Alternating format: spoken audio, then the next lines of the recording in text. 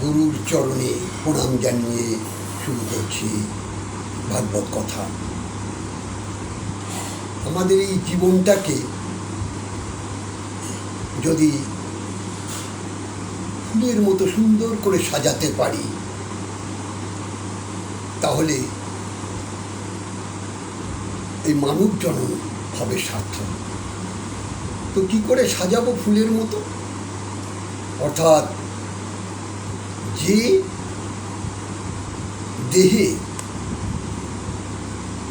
কৃষ্ণ নাম হরিনাম নেই, যে দেহে ভাগবত কথা শ্রবণ করতে সক্ষম হয় না, সেই দেহটা অপবিত্র দেহ। তাই এই দেহটাকে পবিত্র করতে হলে, আমাদের ফুলের মতো সুন্দর করে সাজাতে গেলে আমাদের এই ভাগবত কথা, অমৃত কথা আর দিবানিশি হরিনাম সংকীর্তন, অর্থাৎ এই নিয়ম সেবার মাস, কার্তিক মাস, দামোদর মাস, এক একজন এক এক রকমভাবে ব্যক্ত করছেন। কিন্তু এই মাসে আপনি আপনার জীবনটাকে ফুলের মতো সুন্দর করে সাজিয়ে ফেলুন। কারণ 12 মাস যা কিছু করছেন করুন, কিন্তু এই কার্তিক মাস অর্থাৎ নিয়ম সেবার মাস আপনারা প্রেমানন্দে আপনারা কৃষ্ণ নাম আর ভাগবত কথা আস্বাদন করুন, কর্ণে শ্রবণ করুন। দেখবেন আপনার জীবনের পরিবর্তন অবশ্যই এসে যাবে। আমি আপনাদের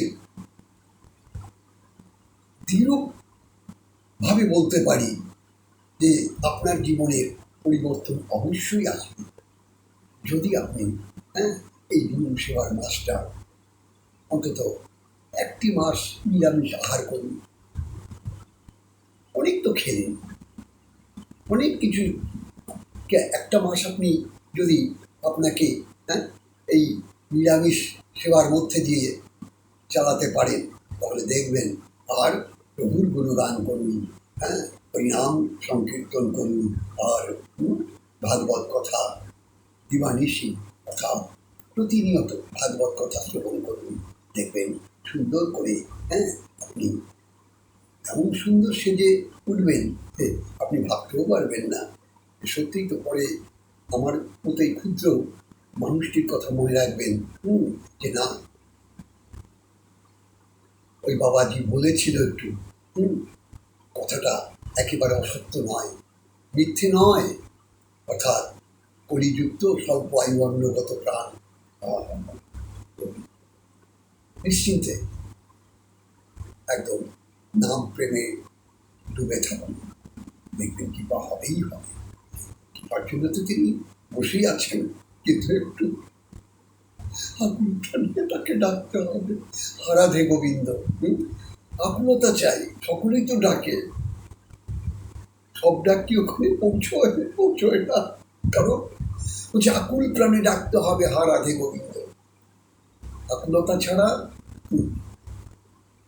ভগবানের কৃপা লাভ হয় না। তাই ভগবানের কৃপা পেতে গেলে আপনার কি করতে হবে? সদা সর্বদা নাম, হরিবল। নামেই প্রেম, নামের মধ্যে প্রেম রয়েছে। আপনি নাম করুন, দেখবেন আপনার ভেতরটা একেবারে যে ময়লা ছিল সে ময়লাগুলো পরিষ্কার হয়ে এত পবিত্র হয়ে গেছে, এত সুন্দর হয়ে গেছে, আপনি ভাবতেও পারেন। জয় রাধে, জয় নিতাই। আপনারা ভালো থাকুন, মঙ্গলে থাকুন, আর সদা সর্বদা কৃষ্ণ নাম, এই প্রেম নামে আপনারা নিজেকে গোবিন্দ চরণে অর্পণ করে দিন। জয় রাধে, জয় নিতাই।